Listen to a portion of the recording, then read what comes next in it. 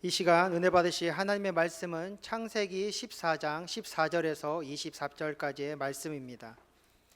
창세기 14장 14절에서 24절까지의 말씀을 다 같이 합독하시겠습니다. 아브라함이 그의 조카가 사로잡혔음을 듣고 집에서 길리고 훈련된 자 318명을 거느리고 단까지 쫓아가서 그와 그의 가신들이 나뉘어 밤에 그들을 쳐 부수고 다메섹 왼편 호바까지 쫓아가 모든 빼앗겼던 재물과 자기의 조카 롯과 그의 재물과 또 부녀와 친척을 다 찾아왔더라. 아브라함이 그둘라오멜과 그와 함께한 왕들을 쳐부수고 돌아올 때에 소돔 왕이 사워 골짜기 곧 왕의 골짜기로 나와 그를 영접하였고 살레만 멜기세덱이 떡과 포도주를 가지고 나왔으니 그는 지극히 높으신 하나님의 제사장이었더라. 그가 아브라함에게 축복하여 이르되 천지의 주제이시요 지극히 높으신 하나님이여 아브라함에게 복을 주옵소서.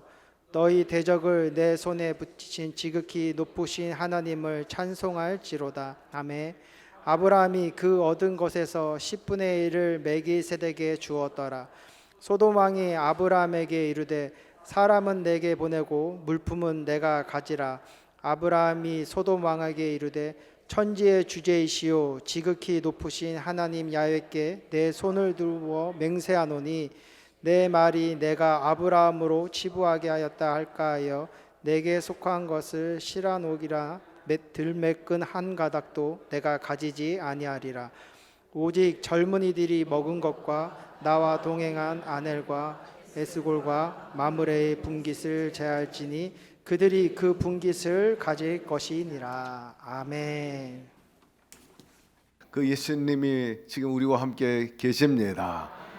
따라서 이곳이야말로 하나님의 나라요 천국인 것입니다.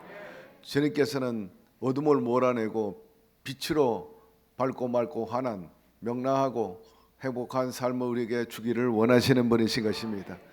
오늘 미명에도 나와서 그분을 배웠는데 또 이 3일 예배를 통해서 그분의 빛과 그분의 사랑과 그분의 생명을 어둠으로 인해 가지고 모든 삶의 어둠, 지옥 다 물러가고 하나님의 평강과 은혜와 희락이 넘치는 그런 천국과 하나님의 나라를 소유하게 되기를 주의 이름으로 축원합니다. 13절 우리 14절을 함께 읽어봅시다. 도망한 자가 와서 히브리 사람 아브라함에게 알리니 그때 아브라함이 아모리 족속 마므레의 상수리 숲을 근처에 거주하였더라. 마므레는 에스골의 형제요 또 아넬의 형제라. 이들은 아브라함과 동맹한 사람들이라. 아브라함이 그의 조카 사로잡혔음을 듣고 집에서 길리고 훈련된 자 318명을 거느리고 단까지 쫓아갔더라 하였습니다. 지난주에 언급이 있었습니다. 그돌라오멜 연합군은 4개 나라 그리고 소돔 왕을 비롯해서 5개 나라가 연합했는데 그돌라오멜 그 왕이 주변 국가를 다 장악하고 조공을 바치고 갑질하니까 이 한거에서 소돔 왕을 비롯한 4개의 작은 나라가 연합해서 치받은 것입니다. 그러나 결과는 결국 그돌라오멜 왕이 역시 강한 그 나라가 나머지 5나라를 제압하게 되고 따라서 소돔과 그 다른 나라의 모든 백성과 재물들이 다 빼앗겨 버리고 말았어요. 승자 원칙입니다. 과거나 오늘날도 마찬가지예요. 승리한 자가 다 차지하는 겁니다. 그래서 왕으로부터 다 모든 왕족과 귀족과 백작이고 백성 모두 다 그들의 것이고 그들의 소유가 돼가지고 마음대로 하게 되어 있어요. 그로 인해 가지고 소돔 많은 백성들이 노예로 끌려가게 되고 또 그 안에 살고 있었던 아브라함의 조카 그리고 그 가솔들이 다 끌려갑니다. 재산까지 다 빼앗겨서 강탈당해 버리고 말지 않습니까? 이 소식을 들었던 아브라함이 자기 집안에서 길렀던 키웠던 용사 318명을 데리고 뒤쫓아가 가지고 이제 다시 찾아오게 됩니다. 318명 숫자는 정말 미미하지만은 하나님이 역사하시면 여러분 불가능이 없는 것입니다. 참으로 놀라운 일은 애굽에 갔을 때 비겁하고 나약하기 짝이 없었던 아브라함 자기 아내를 동생이라고 속여가지고 겨우 목숨을 부지했던 그 사람이 이 조카 그리고 이 상황 속에서 구출하기 위해서 자기 목숨과 더불어서 318명을 거느리고 나가 전쟁했다는 것은 정말 놀라운 일인 것입니다. 여러분, 사실 인간은 나약할 때 한없이 나약함을 보입니다. 그러나 또 내유외강이라고 지난주에 말씀했지만은 그 내면에 폭발적인 그런 다이나믹한 그런 파워도 있기 때문에 그게 발동이 되면 정말 누구도 감당할 수 없는 사람이 되는 거죠. 우리는 이 다이나믹한 파워풀 어디서 얻게 되는가? 바로 주님의 영인 성령님이신 것입니다. 교회 열심히 와서 말씀을 듣고 진정으로 예배 드리면 성령께서 우리 가운데 점령하시고 그 능력이 우리의 권능으로 사용할 수 있도록 도와주시는 것입니다.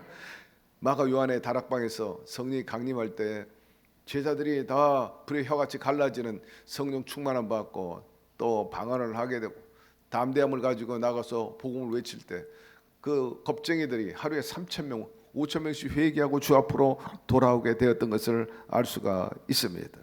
하나님과 만나고 또 하나님이 보내신 그 성령과 더불어서 우리가 하나가 될 때 세상이 감당하지 못하게 되는 겁니다. 초대교회 때도 그랬고 또 로마 핍박 시절에도 그랬어요. 저 터키 갑바도기에 가면은 많은 토굴이 있습니다. 그들이 핍박을 피해가지고 그곳에서 거의 300년 동안 살았어요. 그러면서 거칠게 저항을 한 것을 알 수 있는데 그때 그 거친 광야 속에 들꽃 같은 야생화와 같은 그런 신앙생활을 했던 그들을 향해서 성경은 뭐라고 기록합니까? 앞서 언급한 그대로 세상이 감당치 못하는 사람들이라 하는 것입니다. 사랑하는 성도 여러분, 이런 힘은 바로 성령의 능력으로 비롯되는 것입니다. 삶이 열악하고 손에 잡히는 것 없고 칠흑하지 앞에 보이는 것 없고 귀에 들리는 것 없다 할지라도 오직 믿음의 주와 주님의 영인 성령과 함께 나가서 그것을 견뎌내고 이겨내는 사람들, 바로 그런 사람들 향해서 말하는 것이 세상이 감당치 못하는 사람이라. 끝까지 주님에 대한 믿음을 지키는 것, 꺾지 않는 것, 배반하지 않는 것, 온갖 핍박과 고통을 당함에도 불구하고 끝까지 고수하는 이런 사람, 총이나 칼이 와도 사나 죽어는 나는 그리스도의 것이요, 그렇게 견지하는 사람 정말 세상이 감당할 수가 없어요. 여러분, 이런 믿음의 소유자가 되기를 바랍니다. 그로 인해 가지고 야, 저 사람 진짜 예수 믿는 사람이다. 금세금세 신앙을 바꿔버리고 변절하고 이해가 되면 나서고 불이익이 되면 뒤로 물러가는, 그러면은 세상 사람들도 우습게 여기는 거예요.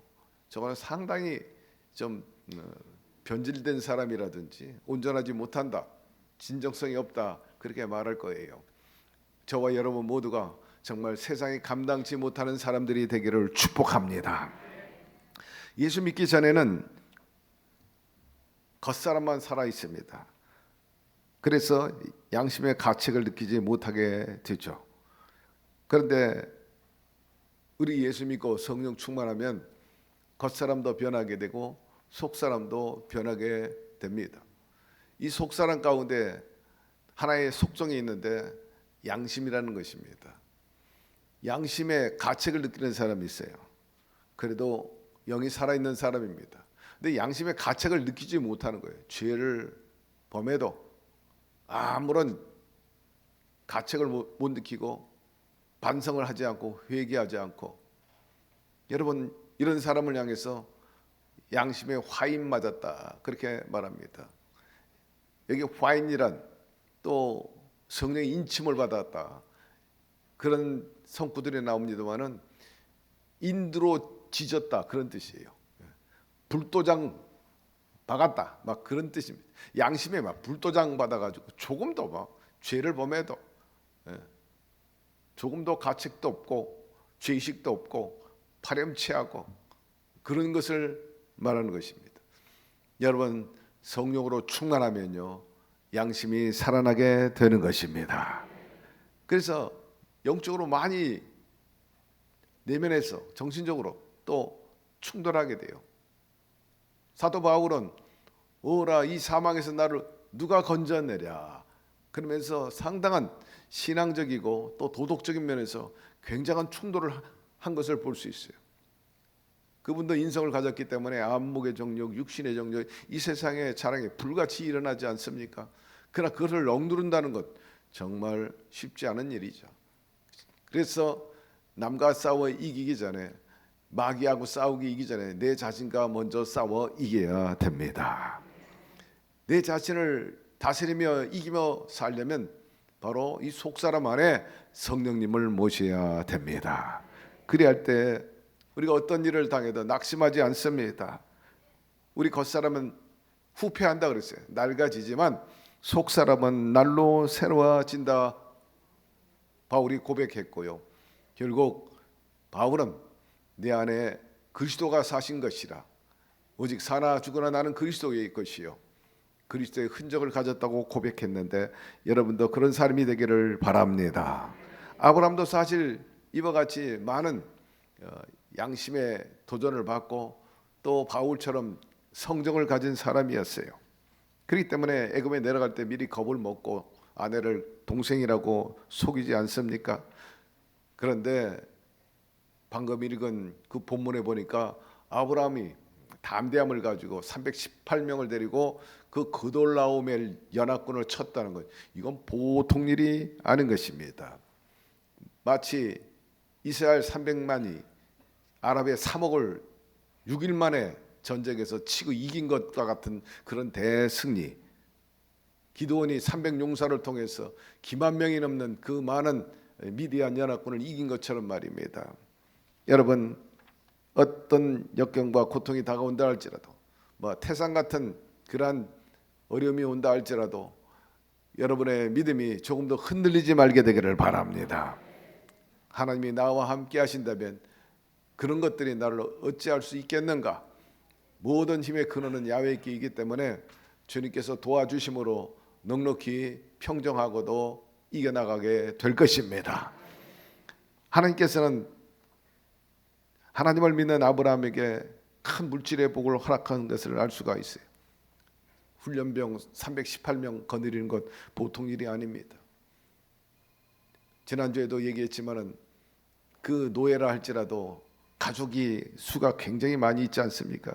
그러니까 1000여 명 넘게 가솔들이 있었는데 그들을 먹이고 다 입혀서 큰 파워를, 그 맨파워를 형성한 것을 알 수가 있죠.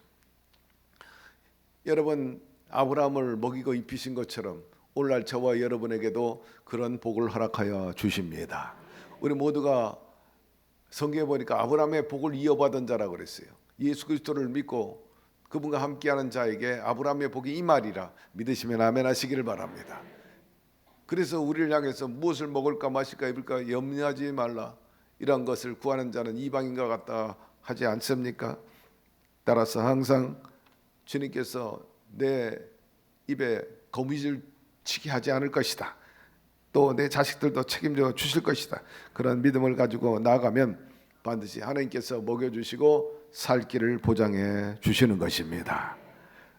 우리가 절망하지 않는 이유는 여기에 있어요. 제가 새벽 예배 때도 얘기했지만 나라가 누란의 위기입니다. 정말 칠흑같이 어두운, 어디가 길인지 해법인지 잘 보이지 않는 이때입니다. 그럼에도 불구하고 저는 단호하게 말했어요. 두려워하지 말라. 주님이 우리 함께 계십니다. 절대 믿음, 절대 긍정, 절대 희망입니다. 인간이 이 나라를 이끌어온 게 아니라 하나님이 이끌어 오셨기 때문이고, 하나님이 또 훌륭한 사람들을 세워서 넉넉히 이 누란의 위기를 극복하고 비온 뒤에 땅이 굳어진 것처럼 또 일보 후퇴가 2보 3보 전진의 역사가 일어나게 될 것임에 분명합니다. 그러므로 우리가 하나님께 엎드려 기도할 때 모든 인간의 역사 주님께 맡깁니다. 하나님, 바라건대 이 나라 여전히 부국강병, 그래서 하나님 나라가 왕성하게 하고 민족 복음화, 세계 복음화에 여전히 진리의 횃불을 드는 나라 되게 하여 주시옵소서. 남을 도와주는 나라 되게 해달라고 기도하면 주님께서 우리가 악한 욕심으로 구하는 것이 아니고 하나님의 뜻을 이루기 위함이기 때문에 합당하다 생각해서 복의 복을 더하여 주시고 또한 이 또한 지나가게 해 주실 것입니다. 그러므로 우리 모두가 불순종함으로 오는 것, 그런 것에 대해서 경계해야 합니다. 만약에 우리가 이런 약속과 그리고 믿음을 가지고 나가야 되는데 그렇지 못하고 의심하거나 또 원망 불평하거나 할 때 그 결과는 또 본인이 감수해야 돼요. 성경에 보니까 원망 불평하고 불신앙 가진 사람들의 그 결과가 어떻다는 것을 우리는 너무나 많이 성경을 통해서 보고 배웠습니다. 그러므로 우리가 결코 그런 어리석음을 범치 말아야 될 것입니다. 자, 15절 16절 넘어갑시다. 그와 그의 가신들이 나누어 밤에 그들을 쳐부수고 다맥색 왼편 호박까지 쫓아가 모든 빼앗겼던 재물과 자기의 조카 롯과 그의 재물과 또 부녀와 친척을 다 찾아왔더라 했습니다. 그와 그 가신들이 나누어 밤에 그돌라움의 연합군을 쳤다는 거예요. 소수의 군사로 엄청난 대군을 상대하기 위해서 동시다발적으로 야밤에 치게 된 겁니다. 기습 공격한 거죠. 이렇게 기습 공격이라는 것은 정말 최상의 전략이고 전술입니다. 6.1 전쟁 때도 전쟁의 기운이 일어나자 이스라엘 공군들이 저 아랍의 비양지장에 있는 그 적들의 폭격기, 전투기를 모조리 먼저 박살냈어요. 새벽녘에 비행기가 떠가지고 저 아랍에 있는 모든 항공기를 다 박살냈어요. 그리고 제공권을 확보한 겁니다. 그러니 뒤늦게 비행기를 띄우려니까 비행기가 다 망가지고 부서졌어요. 그래서 두 손 두 발 다 들어버린 거예요. 6일 만에 끝장나버리고 말았습니다. 아브라함 이렇게 기습 공격을 하게 된 거예요. 그로 인해서 뭐 허둥지둥하고 뭐 어찌할 바를 모르는 그돌라오멜 군들을 제압하게 된 거죠. 여러분, 아브라함이 이렇게 기습작전하고 전략을 특별히 세운 것은 틀림이 없지만 여러분, 이 전략이 효과적인 그런 결과를 가져왔어요. 그러나 그것 때문에 전쟁이 이긴 게 아니고 바로 하나님이 전쟁에서 이기게 해 주신 것입니다. 전쟁은 야훼께 속해 있기 때문에 그래요. 아무리 지략이 있고 아무리 전략이 좋다 할지라도 하나님이 막으면 아무 소용이 없어요. 비행기를 띄웠는데 어느 순간에 벼락이 치고 하늘이 막 먹구름치고 시야가 가리고 도저히 바람 때문에 작전을 수행할 수 없다면 아무리 전략이 좋아도 아무 소용이 없는 거잖아요. 하나님이 도와주셔야 됩니다. 좋은 날씨를 주셔야 되고요. 그와 필요한 여러 가지 여건을 만들어 주셔야 돼요. 여호수아가 적들과 싸울 때 달이 멈추게 하고 해가 멈추게 한 것처럼 이 일상에서도 날씨가 중요하지만 전쟁 때는 뭐 두말할 필요가 없는 겁니다. 상륙 작전을 해야 되는데 바다가 막 칠흑같이 어둡고 뭐 쓰나미가 오고 그러면 어떻게 그걸 성공할 수 있겠습니까? 인간이 계획을 세우고 뛰어난 전략을 세워도 그 전쟁을 이기게 하시는 분은 바로 야훼 하나님이신 것입니다. 하나님의 생각과 우리의 생각은 달라요. 그러므로 우리가 지혜 있고 경험도 많고 나름대로의 전략이 있다 할지라도 늘 하나님의 지혜를 구하게 되기를 바라고 하나님의 도움을 구하면서 이겨나가게 되기를 주의 이름으로 축원합니다. 야훼 구원하심이 칼과 창이 있지 아니함을 이 무리에게 알게 하리라. 전쟁은 야훼께 속한 것인즉 그가 너희를 우리 손에 넘기시리라. 할렐루야. 인생도 마찬가지예요. 박사학위가 갖고 있고 또 박사 후에 코스를 했다 할지라도 명문대학 나왔다 할지라도 그 인생 하나님이 도와주셔야 됩니다. 하나님의 앞에서 맞서게 되고 하나님을 거스리고 방자히 여기고 만월히 여기고 우습게 여기면요 그 인생 박살나요. 실패하고 마는 것입니다. 그런 사람 저는 주변에서 많이 봤어요. 명문대학 나왔는데도 여러분 실패한 사람 많이 봤습니다. 저 앞에 와서 무릎 꿇고 살려달라는 사람도 있었어요. 인간의 지식과 학문이 좀 부족해도 하나님을 믿고 의지하며 나아가면 하나님께서 약한 자를 들어서 강한 자를 부끄럽게 해 주시는 겁니다. 나중된 자 먼저 되게 하시는 분이 야훼 하나님이시기 때문에 여러분의 자녀가 조금 더디다고 너무 조급해하지 말고 대기만성형이라는 것이 있습니다. 오히려 나중에 더 성숙하고 노숙하고 노련해질 수가 있어요. 김경문 목사도 그 속에 포함된 사람입니다. 물론 일찍이 사회 나와서 경험을 많이 하게 되니까 일찍 남보다 앞서 나오게 되었습니다만은 늘 그래요. 저는 부족합니다. 저는 연약합니다. 늘 감사하는 것은 제게 어떤 일을 맡겨도 하나님께서 잘 적응하게 해 주셨습니다. 그게 제 고백이에요. 사실 제가 아침에도 했어요. 여의도 수목원교회 기획조정실장, 한세대학교 기획조정실장. 저는 사실은 기획에 대해서 기획자도 몰라요.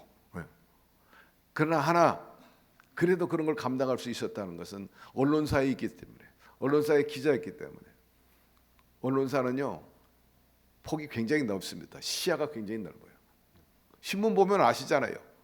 정책, 경제, 군사, 과학, 문화, 또 예술, 교육, 스포츠, 과학, 의학 총망라에 있어.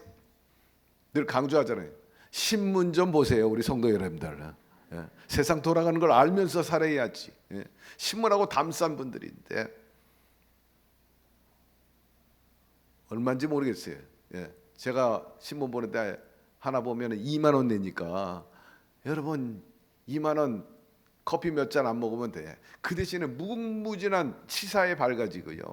거기에 또 1000여 명의 기자들이 매일같이 머리를 싸매고 주옥 같은 글을 그리고 방향 제시하고 또 체크하고 이것이 잘못됐다, 이것이 좋다, 모든 것들을 우리에게 알려주고 있잖아요. 좋은 강의 듣는 것 이상으로 신문이 주는 유익이 얼마나 많이 있습니까? 돌아가는 정보라든지. 그렇기 때문에 여러분 그런 것을 통해서 굉장히 폭이 넓어지고 또 유식하게 되고요. 누구하고 얘기해도 시체말로 꿀리지도 않아. 특별히 이성교제하는 젊은이들에게 꼭 신문 보라고 그렇게 얘기해 주세요. 핸드폰에서 보는 것은요 굉장히 드라이합니다. 그냥 소위 스트레이트 기사라고 그래요. 언제 어디서 무엇을 어떻게 유가 원칙에 의해서 나오는 그 기사, 그거는 큰 감도 안 주고 그냥 사실을 그대로만 얘기하는 거예요. 그걸 평가하고 그것에 대해서 또 비판할 줄도 알고 육하 원칙에 나온 그 사실에 대해서 올바로 분별하고 요거는 이게 문제였구나, 요건 이렇게 가야 된다. 그런 점에 있어서 사실은 인터넷에 나오는 것은요 그냥 소식만 전해줄 뿐이야. 분석이 없어. 깨달음이 없어. 뭘 봐야 돼? 칼럼을 읽어야지. 사설을 읽어야 돼요. 그것을 읽어야 돼. 그게 논술이 잘 나오잖아. 그러면 기도도 잘 돼. 중홍부원하지 않아요. 여러분 기도 세련되게 해 하시기를 바랍니다. 공부하시기를 바랍니다. 훈련하게 되지. 20년, 30년, 40년 돼도 조금도 기도가 발전이 안 되고 다듬어지지 않고 세련되지 않는 분들이 많아요. 여러분 그래서 책을 읽고 글을 쓰라는 이유가 거기 있어요. 아주 논리적이고 정연하고 주어와 수어가 딱 떨어지고. 조영기 목사님은요 말씀 전하면요 그대로 녹음해가지고 그대로 풀면 그냥 책이 돼. 근데 어떤 분들은 계속해서 중복되고 반복되고 주어가 뭔지 서술어가 뭔지 막 뒤죽박죽이야. 얘기하잖아요 제가. 그러고 또 뭐 어쩌고 저쩌고 또 그러고 센텐스가 끝나지 않는 거예요. 명문장은요 짤막짤막하게 가는 거예요. 타임즈라든지 리더스 다이스지라든지 보세요. 문맥들이 얼마나 쏙쏙 들어오는지. 여러분 문장을 2개 이상 늘리지 마세요. 그렇고 또 그렇습니다. 이렇게 끝나야지. 오늘은 좋은 날입니다. 오늘은 좋은 날인데 행복합니다. 2문장 정도. 오늘은 행복한데 오늘 좋은 날인데 오늘 누구를 만나야 되는데 그 만나면 어떻고 저쩌고. 그럼 뭘 얘기하는지 나중에 모르는 거예요. 기도도 그렇게 스마트하게 하게 되기를 바랍니다. 배울 것이 많고 또 품격 있는 그러한 신앙생활하면 이왕이면 좋잖아요. 예. 말하는 것을 보면은요, 그 안에 있는 지성을 알 수 있다고 그랬어요. 단어를 쓰는 걸 보면 알 수가 있어요. 여러분, 제가 설교 본래 들어있지 않는 그 얘기를 했습니다만은 어쨌든 제가 잘 적응하게 된 것은 그런 분야에서 같이 어프로치를 하다 보니까 다 편만하다, 골고루 모든 것을 다 언급할 수 있는 그러다 보니까는 이제 기획 조정실이라든지 어떤 올라가서 전체를 컨트롤하는데 굉장히 도움이 돼가지고 우리 장로님 중에 옛날에 어떤 분이 그랬지. 아이고 목사님한테는 뭘 말해도 말을 못해 말하면 두 마디 하니까. 여러분 그만큼 상식과 지식과 또 성경 지식에 해박하게 되기를 바랍니다. 어쨌든 이런 모든 것에 있어서 잘 적응하는 것, 이게 굉장히 큰 축복인 것입니다. 그러므로 항상 성령의 도움을 구하게 되기를 바라고, 그러다 보면 약한 자가 강해질 수가 있어. 나중된 자가 먼저 들 수 있어요. 꼭 좋은 학교 나오지 않아도 얼마든지 해박해질 수가 있고, 얼마나 현실적으로 잘 분별과 판단력, 창의력과 리더십을 발휘할 수 있는데, 여러분의 삶이 그렇게 되고 여러분의 자식들이 그렇게 되기를 주의 이름으로 축원합니다. 결론적으로 아브라함은 하나님의 사람이기 때문에 이 그돌라오멜 그 연합군을 격파하고 조카 롯과 그 재물과 부녀와 인민을 다 찾아올 수 있었어요.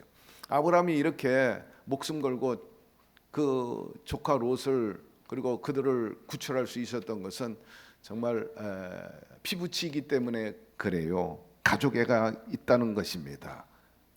여러분 형제 위에 더하게 되기를 바랍니다. 친척들도 이해하면 예수 믿는 사람이니까 잘 관계를 유지하게 되기를 바랍니다. 가족 관계, 친구 관계 속에서 저 예수 믿는 것들 저 봐라. 항상 우리가 잘할 수는 없지만 조그만 흠집이 있으면 그렇게 손가락질하고 욕하잖아. 그 욕 들으면 뭐 배가 불러요? 속이 상하지. 그러므로 항상 좋게 그리고 오리를 가자면 심리 가고 먼저 얻어먹기 전에 얻어먹을 바에 먼저 사주게 되기를 바랍니다. 그리고 핍박하는 자, 정복하는 자, 그돌라오멜 연합군은 강자고 갑질하지 않았습니까? 그래서 거기에 용서할 수 없어가지고 아브라함이 분연히 일어나게 된 겁니다. 그러니까 사회의 의를 위해서, 정의를 위해서, 그 핍박받은 사람을 건지기 위해서 그렇게 참전하게 되었고요. 그 다음에 전력이 열세, 약함에도 불구하고 승리를 확신한 그 정말 담대한 믿음, 그 확신이 있었기 때문에 하나님이 나와 함께 하시면 나를 대적할 자가 없으리라. 자, 이렇게 아브라함이 이 전쟁에서 이기니까 한번 생각해 보세요. 그돌라오멜 연합군에게 패배했던 소돔왕과 다섯 나라, 그 가운데 우뚝 선 세력이 바로 아브라함이라는 거예요. 아브라함이에요. 결과론적으로 보니까 그렇게 된 거 아니에요? 가나안의 새로운 세력이 된 거예요. 아주 막강해진 겁니다. 그렇지 않아도 하나님의 도움으로 점점 가세가 커가 나가고 힘이 있었는데 이번 전쟁에서 완전히 승리하게 되니까 완전히 뭐 가나안에서는 맹주가 되다시피 한 거예요. 여러분 하나님이 그렇게 하신 것입니다. 아브라함은 이처럼 삶의 승리자요, 축복의 통로가 되었는데 저와 여러분들도 이런 믿음의 소유자와 이런 복을 누리게 되기를 바랍니다. 17절, 18절까지 우리 읽어봅시다.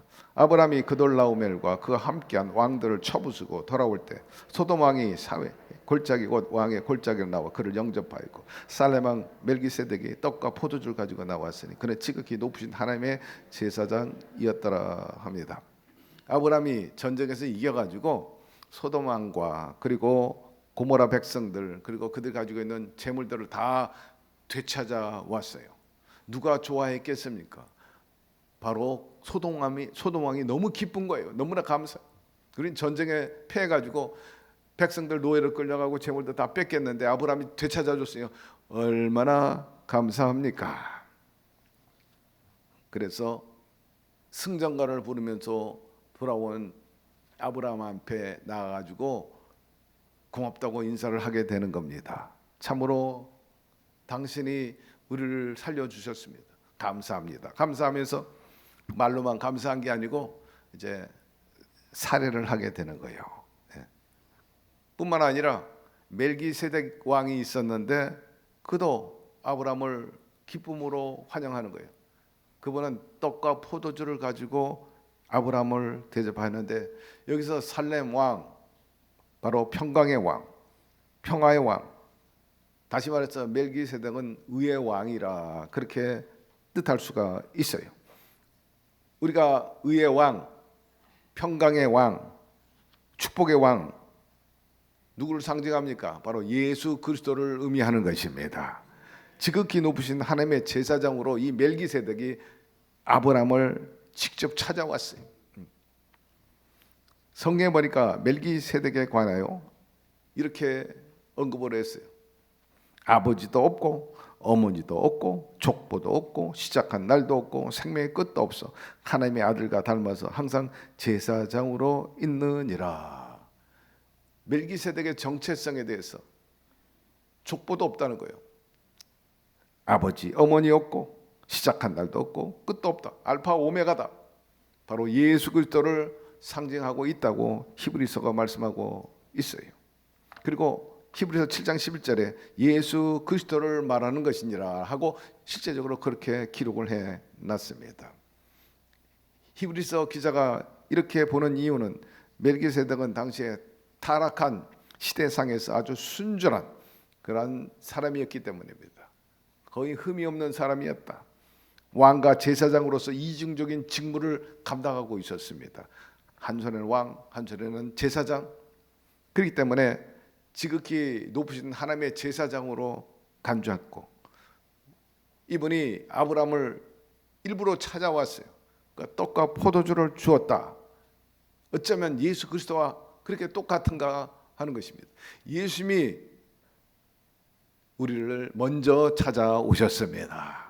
우리가 예수님을 찾아온 게 아니라 주께서 부르지 않고는 한 심령도 주 앞에 나올 수 없느니라. 주님이 부르시고 찾으신 거예요. 멜기세덱이 아브라함에게 떡과 포도주를 준 것처럼 우리 주 예수 그리스도께서 당신의 몸과 피를 우리에게 주신 것입니다.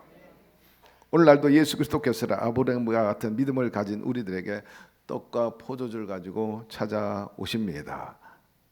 멜기세덱이 전쟁에서 이기고 돌아온 아브라함에게 떡과 포도주를 가지고 나와서 반겼던 것들, 오늘날도 저와 여러분에게 우리 주님께서 바로 주님의 피와 그 몸을 가지고 나오셔서 우리를 반가이 해 주시고 그것을 통해서 또 큰 기쁨을 누리게 하셨는데, 여러분, 이 멜기세덱이 떡과 포도주를 아브라함에게 준 이유는 그 그돌라오멜 연합군을 그야말로 깨고 쳐 부수고 승리했기 때문에 그걸 가지고 온 거예요. 이것은 아브라함이 이겼다는 하나의 증표가 되고 증거가 되는 거예요. 멜기세덱이 떡과 포도를 가져왔다. 이것은 아브라함이 이겼다는 상징인 것입니다. 그래서 그걸 가져왔어요. 마찬가지로 오늘날도 그렇습니다. 예수님께서 우리에게 떡과 포도주를 주시는 것은 우리로 하여금 가난과 저주와 질병을 이겼다는 증표로 가져오신 것입니다. 믿음의 조상 아브라함이 전쟁을 이겨 왔을 때 살렘 왕 멜기세덱이 떡과 포도를 가지고 와서 그를 대접한 것은 이와 같은 승리를 하나님께서 예수 그리스도를 통해서 보혈과 그 살을 통해서 우리에게 주셨다는 증거가 된다는 말씀인 것입니다. 멜기세덱 어느 나라? 살렘 왕, 소돔 왕. 근데 멜기세덱은 어느 나라? 살렘 왕이라. 살렘은 평안이라. 바로 하나님의 나라인 것입니다. 오늘 살렘 왕 멜기세덱이신 예수님이 우리 가운데 오셔서 너희 가운데 평강이 있을지어다. 자, 19절. 그가 아브라함에게 축복하여 이르되 천지의 주제시여 지극히 높으신 하나님이여 아브라함에게 복을 주옵소서. 천지 주제시라 야훼 하나님을 말하는 것인데 저 하늘 위에 우주까지 지으시고 드높은 우주 공간에 수억 개의 별들을 만드시고 높은 산과 깊은 계곡 헤아릴 수 없는 정말 엄청난 양의 물이 가득한 저 바다들을 그리고 이 가운데 모든 것을 지으신 하나님을 바로 천지의 주제시오라고 높인 겁니다. 멜기세덱은 애찬을 아브라함에게 대접하고 축복을 해 주었습니다. 오늘 멜기세덱 대신에 예수님이 성령을 통해서 우리에게 복을 허락하여 주십니다. 20절 너희 대적을 내 손에 붙이신 지극히 높으신 하나님을 찬송할지로다 하며 아브라함이 그 얻은 것의 10분의 1을 멜기세덱에 주었더라 합니다. 아브라함이 이긴 것은요 그가 용맹하고 또 군사력이 막강해서 이긴 게 아니라 하나님이 이기게 해 주신 것입니다. 이 사실을 누가 제일 먼저 아느냐? 아브라함이 알았죠. 자기의 약함을 잘 알고 자기의 미흡함을 얼마든지 알고 있었던 이분이 전쟁하니까 얼마나 감사해요. 다 하나님의 은혜입니다. 그래서 하나님께 영광을 돌렸는데 여러분 멜기세가 이처럼 아브라함에게 승리를 안겨준 하나님을 찬송하게 됩니다. 이에 대해서 아브라함은 전리품의 10분의 1을 멜기세덱 이 살렘 왕에게 드립니다. 아브라함이 전리품의 10분의 1을 멜기세덱에게 준 것은 그분이 하나님의 제사장이라고 믿고 또 인정했기 때문에 그분에게 드린 거예요. 하나님에 대한 감사의 표시입니다. 그래서 멜기세덱 제사장 왕에게 이 11조를 드린 거죠.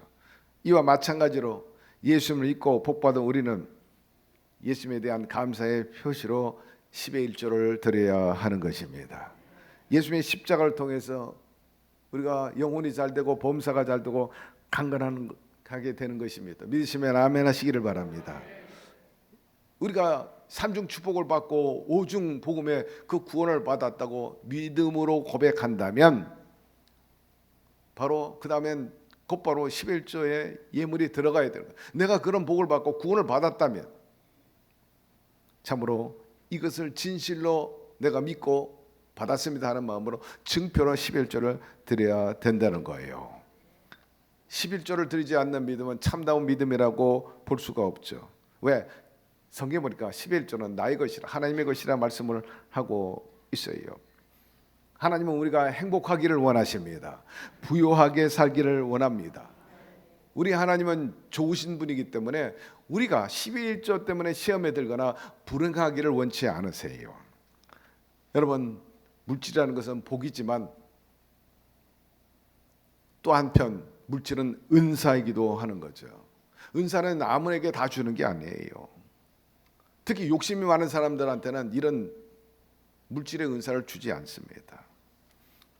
여러분 반면에 물질을 드리는 사람을 하나님께서는 결코 가난하게 하지 않는다 성경은 말씀하고 있어요.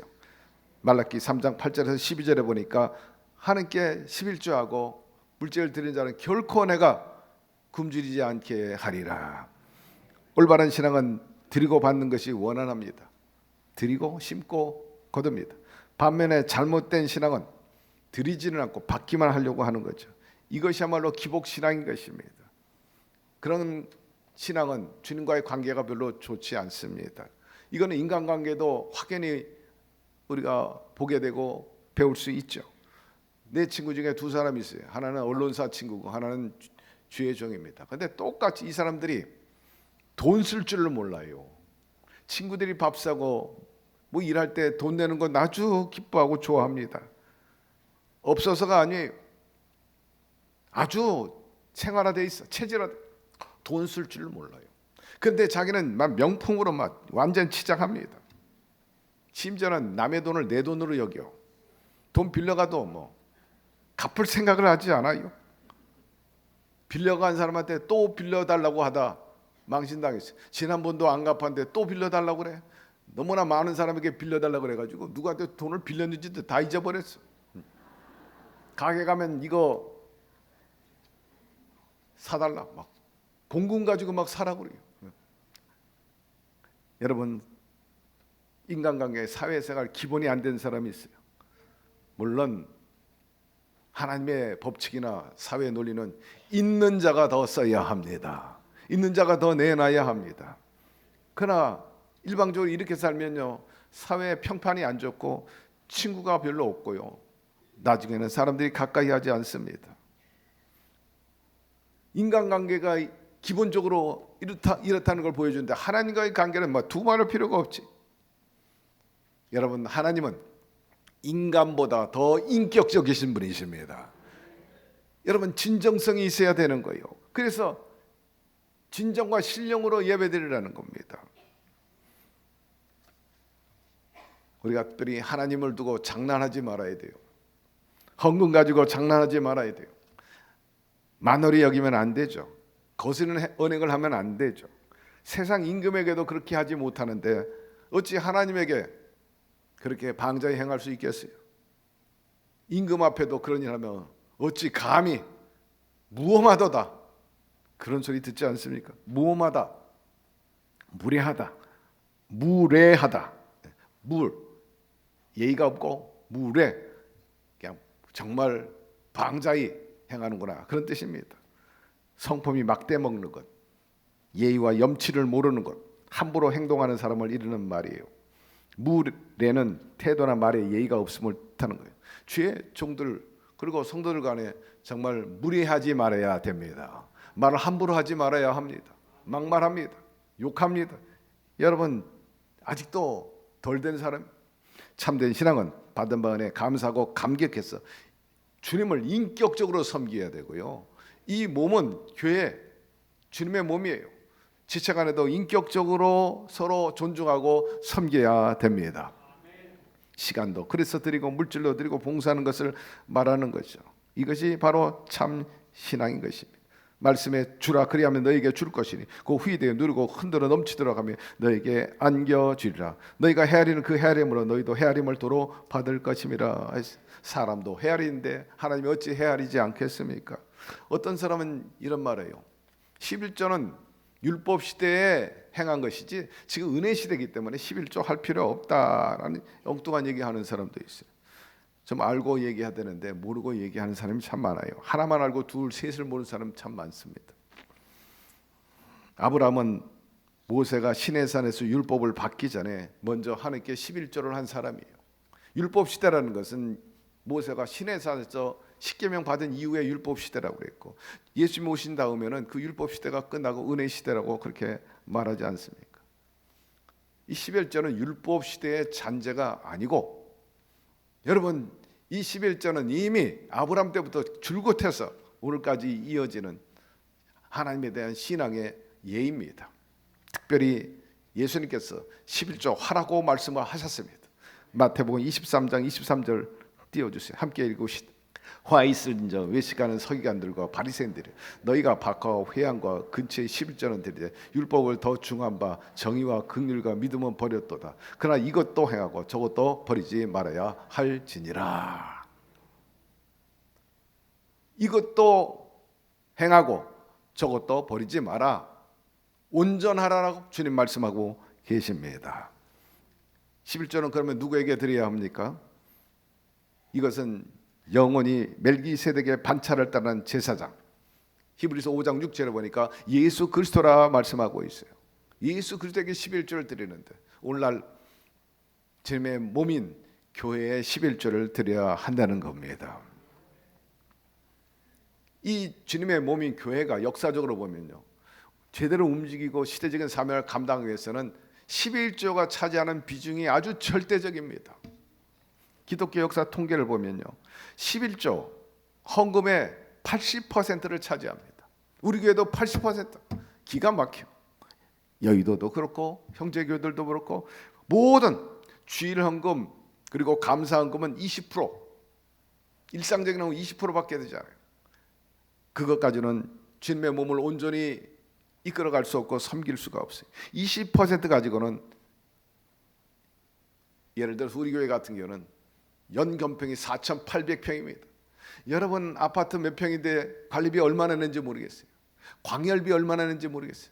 에너지비 얼마나 내는지 모르겠어요. 각 기관 지원비 그러면 없어. 여러분 20%는 그거 가지고 이 어마어마한 교회를 움직일 수 없어요. 그럼 뭘로 움직이냐? 결국 80%가 움직이고 있는 거예요. 80%. 사실은 교회에서 11조 성도가 굉장히 비중 있고 소중한 분이요, 정말 충성스러운 일꾼인 것입니다. 따라서 11조에 대한 개념을 제대로 알고 11조 가지고 자기 마음대로 쓴다, 가난한 사람 돕는다, 이것은 온전한 11조가 되지 않는 것입니다. 11조는 반드시 멜기세덱인 예수 그리스도의 몸이 교회에 드려야 하는 것이 주님의 가르침이요, 또 정통 기독교의 그러한 예의요 교리인 것입니다. 자, 말씀을 통해서 여러분 다시 한번 은혜가 되고 또 새로워지게 되기를 주의 이름으로 축복합니다. 하나님, 오늘 말씀을 통해서 다시 한번 여러 모양으로 주님의 역사하심을 배웠습니다.